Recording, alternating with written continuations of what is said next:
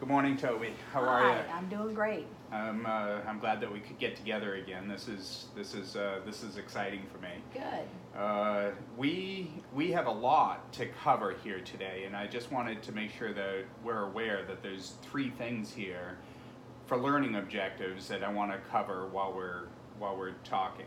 So the first is just defining a rough draft. So what delineates a rough draft versus some other parts of the writing process? What the rough in the second learning objective, I want to talk about what the rough draft is and how it relates to the writer. And then in the third step, I want to talk about feedback, either getting feedback or or providing feedback to other people. So those are our three learning objectives. So the first part of this is I really wanted you to take a quick look at this story called Rough Draft, Okay. and just kind of scan through that and give me some thoughts. Do you think that this is a rough draft? No, I don't think this is a rough draft because it's very polished. The title is Rough Draft, so one might assume it's a rough draft, but I think what it is a finished document about a subject of a rough draft. Sure. Now, when I read this, I was really impressed, and I agree with you that it's a very polished document. Somebody put a lot of thought into putting this together, and I think it probably took maybe days or weeks to create what they did here. So, so I think we both agree that that's not a rough draft. So, how about the other document that we have here? Just kind of Well, scan this that. document, right off the bat, I would say is a rough draft because there are notations and comments out here in the margins, and there's highlighted text, and there's different fonts and different size fonts. So those things would make me feel like this is a document that's in the process of being written. Sure. So it's a rough draft. Yeah, I would call that a rough draft as well. So I think you came up with some key points about clues that you can look for when you're trying to identify what a rough draft is. So there are a couple of other things that I would suggest, and maybe you know what other clues there may be out there. Do you have any ideas? Well, if you see handwriting in the margins, or even just a handwritten document, of course, that's a rough draft. Yes, right. If you see something where someone has highlighted something, that would make me think it's a rough draft because generally finalized documents aren't highlighted. Sure. Now, not all documents that have spelling mistakes or grammar mistakes or even punctuation mistakes, not all documents that have those mistakes are rough drafts, but most of them are. Yes. Occasionally, a writer might purposely put something like that in their finished document, in a conversation, but not very like often. if they were, having a conversation That's between two people in their writing, I think that's appropriate to use misspelled words to kind of indicate a regional accent or something, Sure. the way someone would speak. Yeah, sometimes.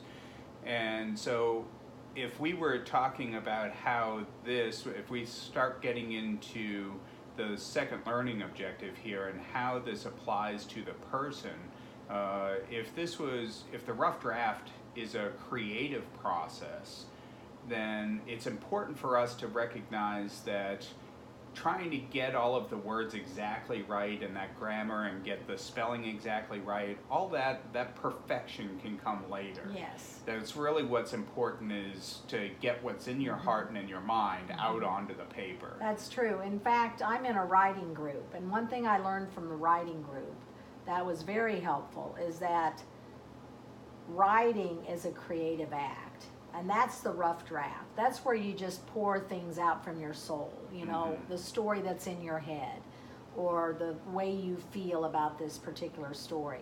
You just pour that out on paper. That's creative.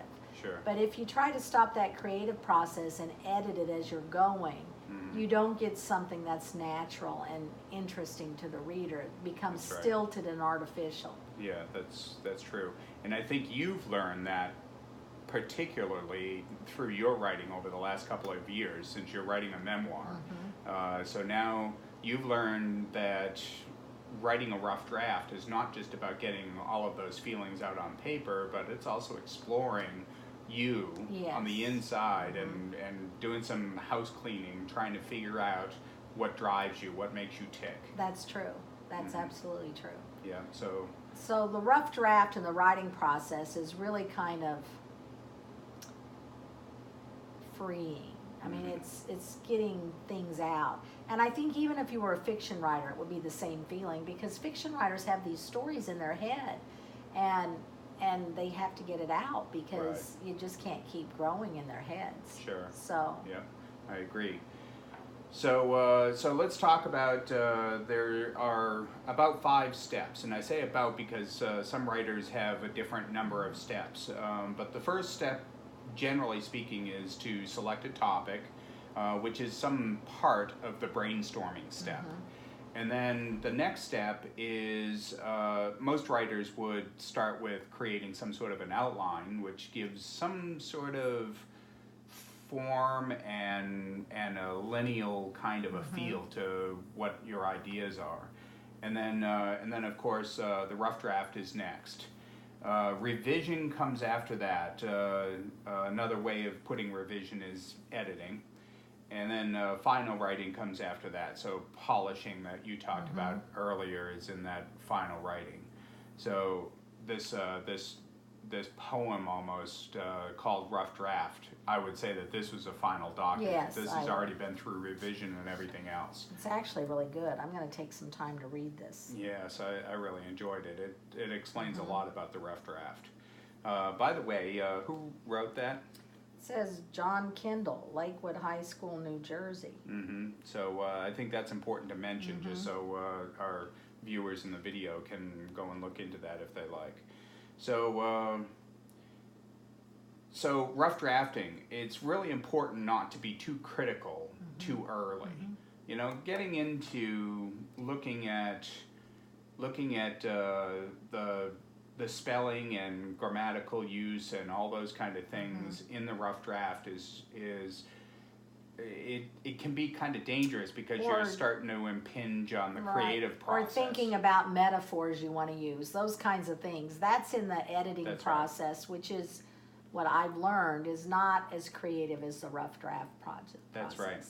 And it's also important to note that if you're past the rough draft process and you're in an editing mode or a polishing kind of a mode, then those are not necessarily the best times for you to be all that creative. So editing is a different kind of a mentality that you're using. Technique. It's a craft. Very scientific. Writing is an art. It's an art. So, yes, it is. Yeah. So the rough draft. When I say writing, I mean the rough draft. That's a creative art. Right. And editing, I think, is more of a technical process, a craft. Sure, that's a great point. I like that. So, so we've already gone through these 2 documents a little bit, and we have an idea as to how we would define what a rough draft is. In our third